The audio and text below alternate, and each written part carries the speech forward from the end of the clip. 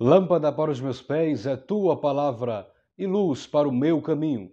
Seja bem-vindo à nossa última aula de Bibliologia, no seu programa Bíblia em Foco, o programa das Sagradas Escrituras.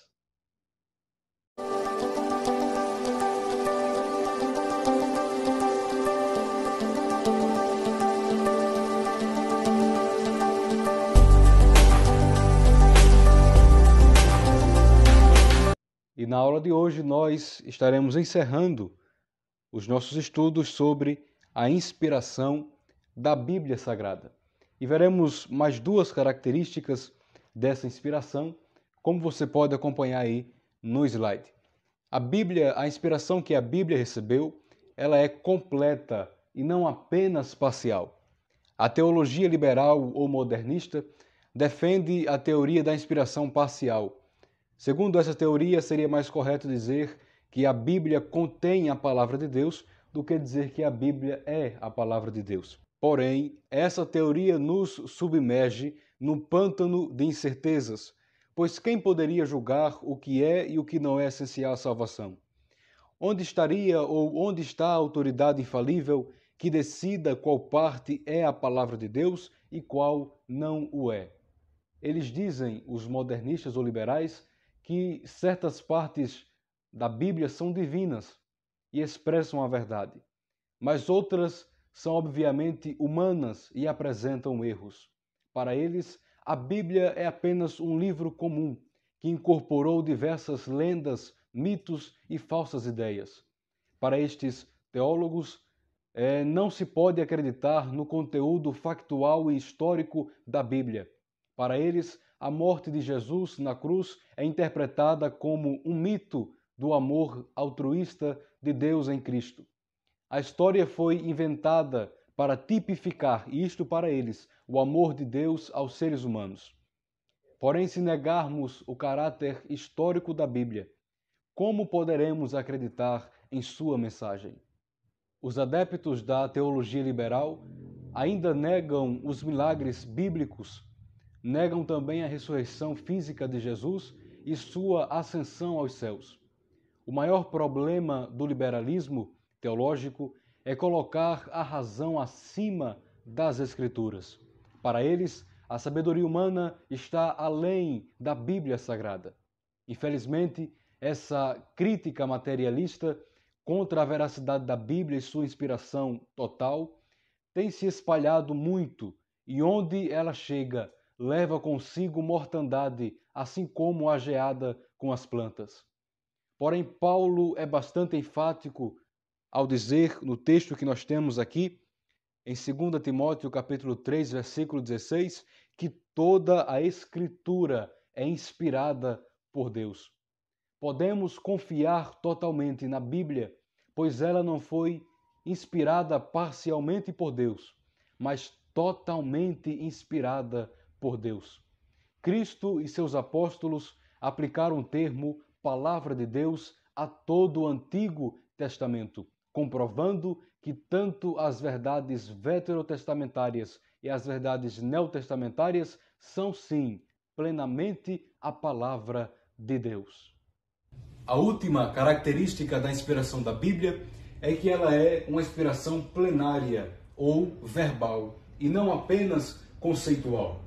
Segundo a teoria da inspiração das ideias, ou a teoria da inspiração conceitual, Deus inspirou somente os pensamentos, mas não as palavras dos escritores. Porém, a ênfase bíblica não recai nos homens inspirados, mas sim nas palavras inspiradas. Veja isso em Hebreus capítulo 1, versículo 1, 2 de Pedro capítulo 1, versículo 21 e 1 Coríntios capítulo 2, versículo 13. A própria Bíblia certifica-nos quanto à inspiração de cada palavra registrada. Veja em Apocalipse 22, versículo 19. Esta inspiração plenária que defendemos aqui atinge as palavras usadas, inclusive a sua forma gramatical. Temos vários exemplos na Bíblia que mostram como a forma gramatical adequada que os autores aplicaram serviu para explicar grandes e importantes doutrinas. Veja, por exemplo, Mateus capítulo 22 e versículo 32, onde Jesus empregou o verbo ser na forma do presente. Ele disse: eu sou o Deus de Abraão. Ele fez isto para provar a real existência de vida após a morte. Porém, em Gálatas capítulo 3 e versículo 16, vemos como a forma singular do substantivo posteridade foi usada para dar um importante ensino sobre como a promessa dada a Abraão se cumpriu na pessoa de Jesus. O mesmo podemos ver também em outros textos da Bíblia, como Hebreus capítulo 12, versículo 27 e João capítulo 8, versículo 57. E nesse processo de cooperação divina e humana, Deus inspirou as palavras aos escritores bíblicos. Basta apenas pensar naquela brincadeira, de criança, onde alguém diz algo no ouvido e aquela pessoa tem que passar para outra pessoa com as suas palavras. Muitas vezes, a primeira mensagem que é recebida está correta, está com as palavras exatas.